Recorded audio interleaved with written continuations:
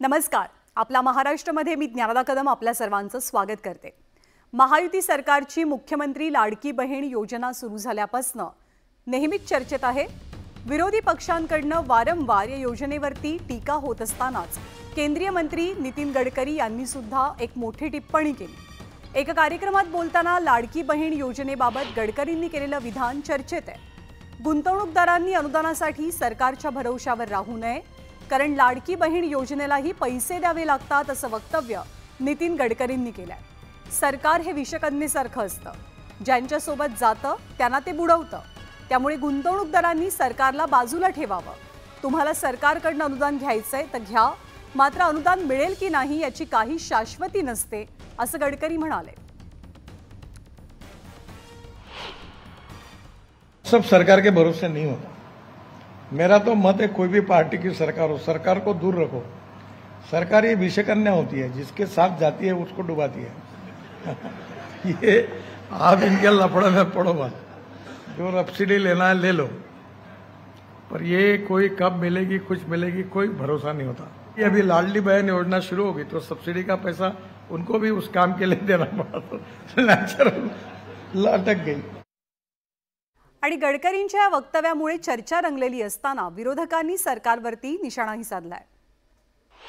गडकरी जे म्हणतात ते बरोबर आहे, पण जर अशा प्रकारे पैशाचा अपहार आणि अपव्यय सुरू असेल, तिजोरीत पैसे नसताना, इतर योजना बंद केल्या जात असताना, तर केंद्र सरकारची काही जबाबदारी आहे की नाही. मुख्यमंत्री माझी लाडकी बहीण योजनेच्यामुळे, त्या निधीमुळे कुठच्याही योजनांवर इव्हन उद्योजकांच्या इन्सेंटिव्हवर देखील परिणाम होणार नाही याची दक्षता पूर्ण सरकारने घेतलेली आहे.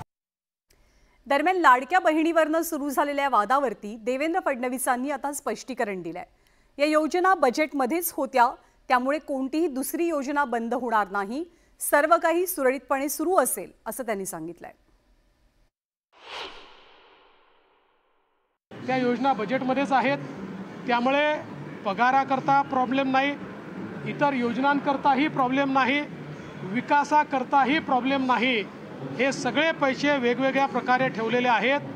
आता विरोधकांच्या पोटात जरा जोरात दुखायला लागल्यामुळे ते रोज संभ्रम फैलवतात की आता हे बंद होणार ते बंद होणार. काही बंद होणार नाही, सगळं चालणार आहे.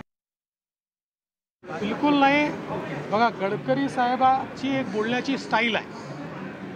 तुमच्या माहितीकरता सांगतो, उलट आजच आम्ही होमगार्डचे जे पैसे आहेत त्यांना जे भत्ते मिळत होते ते दुप्पट केले आहेत.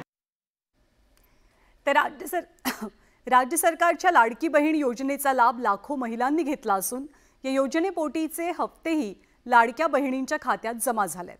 मात्र या योजनेवरती डल्ला मारण्याच्या घटना सुद्धा पुढे आल्यात. नांदेडच्या हदगाव तालुक्यातील मनाठा येथील सुविधा केंद्राच्या चालकानं या योजनेच्या माध्यमातून पैसे उकळले. या प्रकरणी गुन्हा दाखल करण्याचे आदेश आता जिल्हाधिकाऱ्यांच्या वतीनं दिले गेलेत. लाडक्या बहिणीच्या पैशावर भावाचा डल्ला. माझे डॉक्युमेंट सर, त्यांना आधार कार्ड, बँक पासबुक घेतले आणि लाडकी बहीण योजनेचा फॉर्म भरला सर. लाडक्या बहिणींचे पैसे भावांच्या खात्यात. आम्ही फोन लावून विचारलं तर ते म्हणतात त्या मुलीची डिटेल आहे, त्या आधार कार्डच्या जागी माझा आधार नंबर टाकला आणि त्या मुलीचं अकाउंट नंबर आहे, त्या अकाउंट नंबरच्या जागी माझा अकाउंट नंबर टाकला त्यांनी. सुविधा केंद्र चालकानं लावला चुना. मी त्याला विचारलं तर ते मला हे विहिरीचे आहेत, माझेच पैसे आहेत, मी भरलेला फॉर्म आहे असं म्हणलं. लाडकी बहीण योजनेसाठी लाखो महिलांनी अर्ज केले असून त्यांच्या खात्यावर पैसेही जमा झाले. मात्र नांदेड जिल्ह्यात लाडक्या बहिणींची फसवणूक झाल्याचा प्रकार समोर आलाय. नांदेड जिल्ह्यातल्या हदगाव तालुक्यातील मनाठामधील एसीसी केंद्र चालकानं घोटाळा केल्याचं उघड झालंय. सचिन मल्टी सर्व्हिसेस नावाने गावातील सचिन थोरात हा तरुण सुविधा केंद्र चालवतो. रोजगार हमी योजनेसाठी म्हणून त्यानं ओळखीच्या पुरुषांचं आधार कार्ड, बँक पासबुक जमा केलं. लाडकी बहीण योजनेसाठी अर्ज करताना महिलांच्या आधार कार्डवर खाडाखोड करून त्यानं त्यावर पुरुषांचे आधार क्रमांक आणि बँक अकाउंट नंबर टाकले. लाडक्या बहिणींचे पैसे पुरुषांच्या खात्यावर जमा झाले आणि त्यानंतर रोजगार हमी योजनेचे 4,500 रुपये तुमच्या खात्यात जमा झाले असं सांगून त्याने पुरुषांच्या खात्यावर जमा झालेले पैसे स्वतःच्या खात्यात वर्ग करायला लावले। माझे डॉक्युमेंट सर त्यानं आधार कार्ड, बँक पासबुक घेतले आणि लाडकी बहीण योजनेचा फॉर्म भरला सर। आणि 25 तारखेला माझ्या अकाउंटला 4,500 रुपये जमा झाले सर। मी त्याला विचारलं तर ते मला हे विहिरीचे आहेत माझेच पैसे आहेत, मी भरलेला फॉर्म आहे असं म्हणले। थंब न्यूज चालले, माझा फोनपे आहे सर, मी फोनपेनं पण ट्रान्सफर केले, डायरेक्ट फोनपेला ट्रान्सफर केले सर। आम्ही फोन लावून विचारलं तर ते म्हणतात की मी सांभाळून घेतो, तुम्ही काही हे करू नका, चर्चा वगैरे करू नका असं म्हणू लागले सर। ज्या मुलीची डिटेल आहे त्या आधार कार्डच्या जागी माझा आधार नंबर टाकला आणि ज्या मुलीचं अकाउंट नंबर आहे त्या अकाउंट नंबरच्या जागी माझा अकाउंट नंबर टाकला त्यांनी। गावातल्या सय्यद अलीम या तरुणाला संशय आला आणि त्यानं हा गैरप्रकार उघडकीस आणलाय। नांदेडमधल्या या प्रकाराची राज्य सरकारनेही गंभीर दखल घेत चौकशीचे आदेश दिले।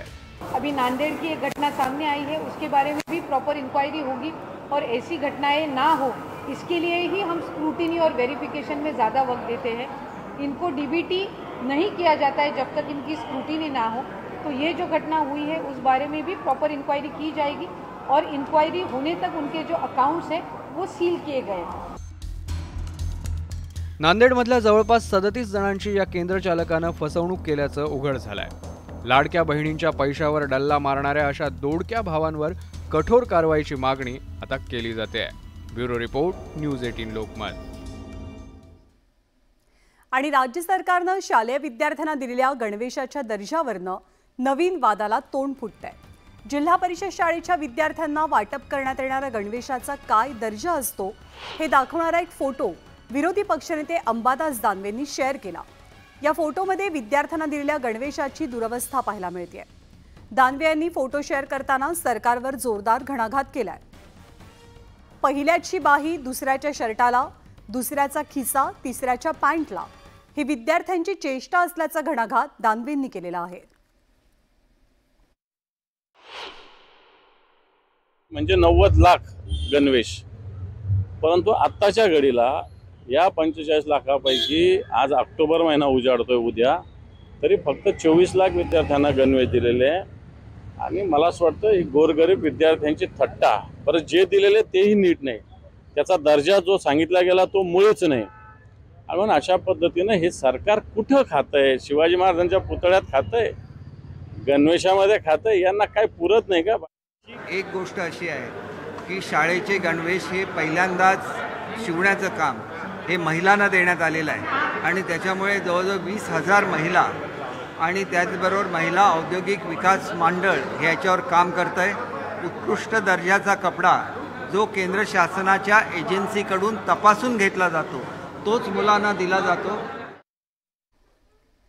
तर दानवेंनी विद्यार्थ्यांच्या निकृष्ट गणवेशाचे फोटो सोशल मीडियात शेअर केल्यावर रोहित पवारांनी एकनाथ शिंदेंना लक्ष केलं। सभागृहात गणवेशाच्या गुणवत्तेसंदर्भात प्रश्न विचारले असता तुम्ही माझी चेष्टा केलेली होती, गोरगरीब विद्यार्थ्यांची तरी चेष्टा करू नका, अन्यथा नियती अशी चेष्टा करेल की या गणवेशाप्रमाणे महायुतीची राजकीय अवस्था वर खाली झाल्याशिवाय राहणार नाही, अशी टीका रोहित पवारांनी केली आहे। तर विद्यार्थ्यांच्या गणवेशातही मलिदा खाल्ल्याचा आरोप त्यांनी केलाय। वर खाली कुठेतरी काहीतरी झालेलं आहे। मी जेव्हा तालुक्यात फिरतो, बाहेर फिरतो, लोकांशी बोलतो, साईज योग्य पद्धतीचे नाहीत, क्वालिटी नीट नाही। मी अधिवेशनामध्ये सुद्धा बोललो होतो की फक्त गुजरातच्या एका कंपनीला मदत व्हावी, त्यांच्याकडनं कापड घेता यावं, सेंट्रली हे टेंडर देता यावं, आणि काही नेत्यांनी फक्त याच्यातून काय केलं असेल तर मलिदा खाल्लेला आहे। आणि लोकसभा निवडणुकीतल्या स्ट्राईक रेट नंतर अजित पवारांच्या पक्षातले मोठे सरदार शरद पवारांसोबत जाण्यासाठी इच्छुक असल्याची चर्चा रंगली। त्याला कारण सुद्धा तसंच आहे। अजित पवारांच्या पक्षातले नेते मोठ्या पवारांच्या म्हणजे शरद पवारांच्या भेटीगाठी घेतात। महायुती सरकारमधले मंत्री दिलीप वळसे पाटील यांनी पवारांच्या भेटीची वेळ मागितल्याची माहिती आहे। दिलीप वळसे पाटील सध्या आंबेगाव मतदारसंघातून आमदार आहेत। ते शरद पवारांचे निकटवर्तीय मानले जातात। पक्षफुटीनंतर ते अजित पवारांसोबत गेल्यामुळे अनेकांच्या भुवया उंचावल्या। तर दादांचे दुसरे सरदार म्हणजे बबन शिंदेंनी सुद्धा पवारांची भेट घेतली। बबन शिंदे माढ्याचे आमदार आहेत। आगामी विधानसभा निवडणुकीत ते तुतारी चिन्हावरती निवडणूक लढवण्यासाठी इच्छुक असल्याची चर्चा आहे। तर भोसरीचे माजी आमदार विलास लांडे यांनीही काल काही नगरसेवकांसह पवारांची भेट घेतली आहे. त्यामुळे या बड्या नेत्यांनी तुतारी हाती घेतल्यास अजित पवारांना हा एक मोठा धक्का असल्याचं बोललं जातं. तर लोकसभेच्या निवडणुकीत तुतारी हे चिन्ह नवीन चिन्ह घेत शरद पवारांनी 10 पैकी एकूण 8 जागांवरती जोरदार विजय मिळवला. आता राज्यामध्ये विधानसभेचे वारे वाहू लागले.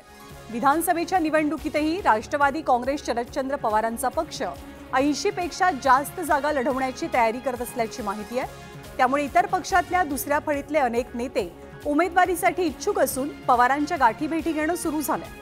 काँग्रेसचे माजी नगरसेवक आबा बागुल यांनी पवारांची भेट घेतली. ते पुण्यातल्या पर्वती मतदारसंघातनं निवडणूक लढवण्यासाठी इच्छुक असल्याचं कळतंय. त्यासोबत अकोले मतदारसंघातनं अमित भांगरे सुद्धा इच्छुक असून त्यांनीही पवारांची भेट घेतली. तर कोल्हापुरातील कागल पॅटर्न पवार चंदगडमध्येही वापरतील अशी चर्चा आहे. भाजपचे नेते शिवाजी पाटील हे शरद पवारांच्या संपर्कात असल्याचं बोललं जात आहे. त्यांनी तुतारी हाती घेतल्यास हा भाजपला मोठा धक्का मानला जातो. तर आष्टी पाटोद्यातनं इच्छुक असलेले उबाठाचे नेते राम खाडेंनी सुद्धा पवारांना भेटणं पसंत केलंय. निष्ठावंताला दिलं जावं आणि त्या पद्धतीचा निर्णय पूर्णपणे आदरणीय पवारसाहेब त्या बाबतीत घेतील. बरेच जण चर्चेत आहेत, पण कोणाला घ्यायचं आणि कोणाला नाही घ्यायचं शेवटी हा निर्णय आदरणीय पवारसाहेब तिथे घेणार आहेत.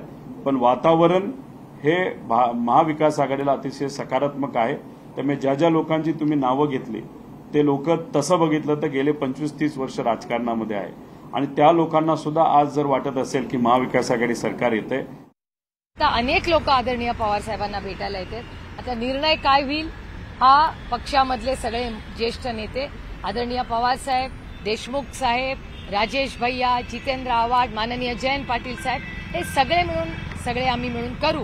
पण आज जे तिकीट मागायला आणि आदरणीय पवार साहेबांची भेट घेत आहेत अतिथी देवो भव, प्रत्येकाचं आमच्याकडे हे स्वागतच होईल. कारण अहो ही महाराष्ट्राची संस्कृती आहे. सुसंस्कृतपणा विरोधक असला म्हणून काय झालं, एक तर तो दिलदार असला पाहिजे आणि विरोधक असला म्हणून तो काय आपला शत्रू होत नाही.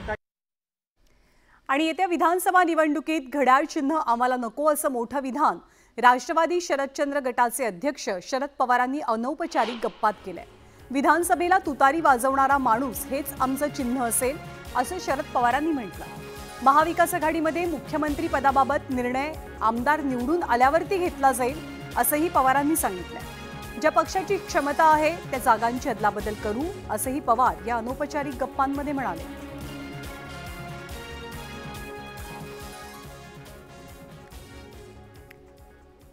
तर मराठा कुणबी मराठा आरक्षणासंदर्भात नेमलेल्या निवृत्त न्यायमूर्ती संदीप शिंदे यांच्या समितीचा अहवाल राज्य मंत्रिमंडळानं स्वीकारलेला आहे. मराठा आरक्षणासंदर्भात राज्य सरकारनं नेमलेल्या शिंदे समितीला मुदतवाढ देण्यात आली होती. त्यानंतर माजी न्यायमूर्ती संदीप शिंदे समितीनं त्यांचा दुसरा आणि तिसरा अहवाल सरकारकडे दिलेला. हा अहवाल स्वीकारण्यात आल्याची माहिती आहे.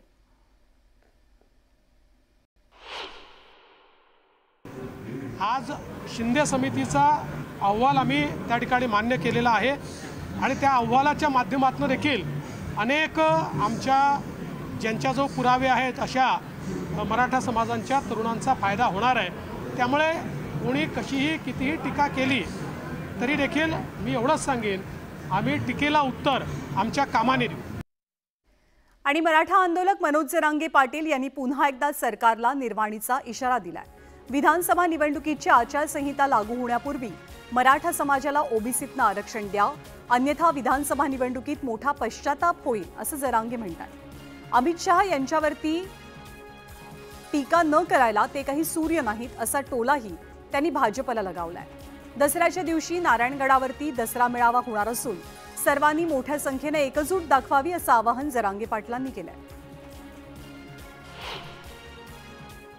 जर तुम्ही आचारसंहितेच्या आत मराठ्यांच्या सगळ्या मागण्याची अंमलबजावणी जर नाही केली, एक समन्वयक अभ्यासक हे जर नाटक रचायचा प्रयत्न केला, गरीब मराठ्यांच्या उरावर तुम्ही जर हे नाटक करायचा प्रयत्न केला आणि जर आचारसंहितेच्या आत तुम्ही मराठ्यांच्या सगळ्या मागण्याची अंमलबजावणी नाही केली तर निवडणूक घेऊन तुम्हाला पश्चाताप येणार म्हणजे येणार. आपल्या नावाने बॉम्बलायचं नाही मग किती पडले. मी ना राजकीय भाषा करणार आहे ना राजकीय कुठं स्टेटमेंट करणारे. फडणवीस साहेबांना संधी दिलेली त्या संधीचं त्यांनी सोनं करावं. मराठ्यांच्या सगळ्या मागण्याची अंमलबजावणी करावी, पण डाव न टाकता किंवा अभ्यासक बोलवून तेव्हा अभ्यासक बोलवून आमकं कर हे नाटकं मात्र सरकारने करून गोरगरीब मराठ्यांच्या रोष अंगावर घ्यायचं काम नाही. केंद्रीय गृहमंत्री आहेत ना अमित काका, सूर्य आहेत का ते? सूर्य तिकडे आहे वर आभाळात. हे मी सांगितलं मला राजकीय बोलायचंच नाही, ते बोलले म्हणून मी बोललो. डबल बोलायचं नाही, डबल बोलले ना ते गुर्जर जाट मराठा नाही हे भानगडीत पडायचं नाही. डबल मी गिनीत नसतो काहीच नसतो, ते आपल्यासंग नाद नाही करायचं. दरम्यान धनगर समाजाला आदिवासींमधनं आरक्षणाच्या मागणीला विरोध होऊ लागलाय. याच पार्श्वभूमीवरती मुंबईत मंत्रालयासमोर राष्ट्रवादीचे आमदार नरहरी झिरवळ यांनी आंदोलन केलं. मुख्यमंत्री उपमुख्यमंत्र्यांनी आपलं म्हणणं स्पष्ट करावं, अन्यथा आंदोलन मागे घेणार नसल्याचा निर्धार नरहरी झिरवळ यांनी बोलून दाखवला. दुसरीकडे धनगरांना आदिवासींमधनं आरक्षण द्यायला आदिवासी संघटनांनी विरोध केलाय. मुंबई नाशिक महामार्गावरती आदिवासी संघटनांनी रास्ता रोको करत घोषणाबाजी केली, तर लातूर बार्शी महामार्गावरही रास्ता रोको झाला. आदिवासी जमातीमध्ये इतर कोणत्याही जातींचा समावेश करू नये, तसंच आदिवासींसाठी विशेष पदभरती करण्यात यावी या मागणीसाठी हे आंदोलन झालं. मात्र आंदोलकांनी महामार्ग अडवल्यामुळे वाहतूक कोंडी झाल्याचं चित्र पाहायला मिळालं. आणि विधानसभा निवडणुकीच्या तोंडावर राज्य मंत्रिमंडळाच्या बैठकीत घोषणांचा पाऊस पडलाय. 2 तासांच्या बैठकीत तब्बल 38 निर्णय घेतले गेले. विधानसभा निवडणुकीच्या आचारसंहितेची घोषणा होण्यापूर्वी अनेक महत्त्वाचे निर्णय झाले. सरकारी कर्मचाऱ्यांना खुश करण्याचा प्रयत्न करण्यात आलाय. सरकारी कर्मचाऱ्यांची ग्रॅच्युटी 14 लाखांवरनं 20 लाख करण्यात आली आहे, तर देशी गायींना राज्यमाता गोमाता म्हणून जाहीर करण्यात आलंय. आगामी निवडणुका लक्षात घेत सरकारनं मंत्रिमंडळाच्या बैठकीत निर्णयांचा धडाका लावल्याचं चित्र पाहायला मिळतंय.